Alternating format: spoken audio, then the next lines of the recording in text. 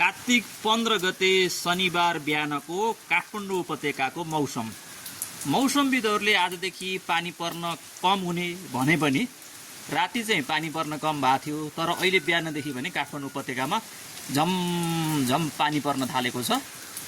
देशका अरू ठाउँमा बिस्तारै पानी पर्ने क्रम कम भए पनि पुरै हराइसकेको छैन। आशा गरौँ दिउँसोदेखि पानी पर्न कम हुन्छ। अब घाम लाग्न थाल्छ। यो पानी अति नै भइसक्यो। यो काठमाडौँ उपत्यकाको कार्तिक 15 गते बिहान शनिबारको मौसम पानी परिरहेछ। राति कम भएको थियो, बिहानदेखि बढ्यो। दिउँसोसम्ममा यो पानी कम होस्, रोकियोस्, घाम लागोस्, आशा गरौँ, कामना गरौँ। नमस्कार।